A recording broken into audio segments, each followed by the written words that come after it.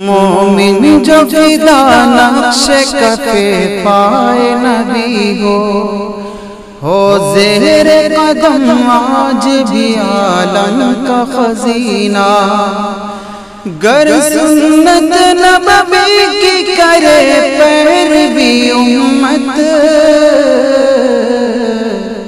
طوفان سے نکل جائے گا پھر اس کا سفینہ، طوفان سے نکل جائے گا پھر اس کا سفینہ۔ نحمدہ ونصلی علی رسولہ الکریم، اما بعد۔ دو قسم کے لوگ ہیں، ایک تو وہ ہیں جو نیک ہیں، اچھے لوگ ہیں، اور ایک وہ لوگ ہیں جو برے ہیں۔ نیک لوگوں کی صحبت میں بیٹھنے سے انسان کی طبیعت میں سلامتی اور نیکی کے اثرات پیدا ہو جاتے ہیں۔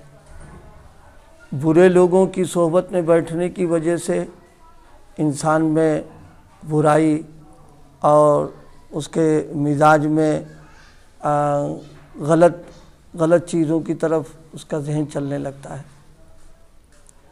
اسی لیے کسی آدمی کے بارے میں اگر ہم یہ جاننا چاہیں کہ خود کیسا ہے آدمی یہ، تو اس کے لیے بھی اس کے جو اٹھنے بیٹھنے والے لوگ ہیں ان کو دیکھیں کہ کن لوگوں کے ساتھ یہ اٹھتا بیٹھتا ہے۔ اگر اچھے لوگوں کے ساتھ اٹھنا بیٹھنا ہو رہا ہے تب یہ سمجھے کہ آدمی ٹھیک ہے یہ، اور اگر برے لوگوں کے ساتھ اور غلط لوگوں کے ساتھ اٹھ بیٹھ رہا ہے تو بس سمجھ لے کہ آدمی یہ ٹھیک نہیں ہے یہ۔ تو جیسے اس کے دوست ہوں گے، احباب ہوں گے، دیکھ کر کے ویسے ہی فیصلہ اس کے بارے میں کیا جائے گا۔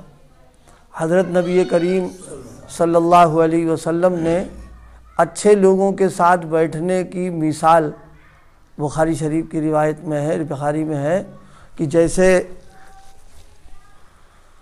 کوئی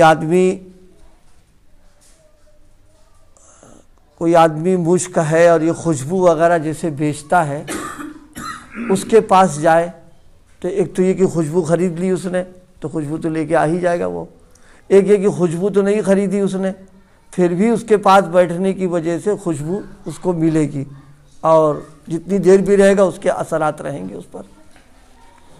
اور برے لوگوں کی مثال دی صحبت برے لوگوں کے پاس بیٹھنے کی، جیسے کوئی آدمی لوہار جس کے یہاں دھواں دھنکڑ ہوتا ہو اس کے یہاں جائے تو اب اگر کچھ نہیں ہوگا تو کم سے کم دھوئیں کا اثر تو اس کے اوپر آ ہی جائے گا، کپڑے پر اور کیا کہتے ہیں اس کے دماغ پہ اس کے اثرات پہنچیں گے۔ اسی طریقے سے بروں کے پاس بیٹھے گا تو اثرات ہوں گے۔ کوئی آدمی یہ سوچے کہ صاحب ہم بروں کے پاس بیٹھیں گے کوئی اثر ہم پر نہیں ہوگا، نہیں، یہ تو ہو ہی نہیں سکتا ہے۔ اس وقت میں اسی تعلق سے ایک بات اور بیان کی ہے کہ اچھوں کی صحبت کے اثرات کیا ہوتے ہیں اور بروں کی صحبت کے اثرات کیا ہوتے ہیں۔ فرماتے ہیں حضرت بشر حافی نے فرمایا کہ برے لوگوں کی صحبت نیک لوگوں کے ساتھ بدگمانی پیدا کر دیتی ہے۔ یعنی اگر صحبت بروں کی غلط کی اختیار کریں گے تو اس کا ایک نقصان سب سے بڑا یہ ہوگا، جو صلحاں ہیں اور جو نیک لوگ ہیں ان کی طرف سے آدمی بدگمان ہو جائے گا۔ یہ فرمائے کہ برے لوگوں کی صحبت نیک لوگوں کے ساتھ بدگمانی پیدا کر دیتی ہے، اور نیک لوگوں کی صحبت بدوں کے ساتھ بھی حسن ظن پیدا کر دیتی ہے۔ اور اگر اچھے آدمی کی صحبت میں بیٹھیں گے جا کر کے تو جو لوگ برے ہیں، جو لوگ غلط ہیں، ان سے بھی حسن ظن پیدا ہو جائے گا۔ ظاہر ہے یہ بہت بڑی بات ہے کہ کسی سے آدمی کو حسن ظن پیدا ہو جائے، یہ تو اس کے لیے آخرت کی جواب دہی سے بچانے والی چیز ہے۔ یہ کسی سے بدگمانی ہو جانا یہ خطرے کی بات ہے۔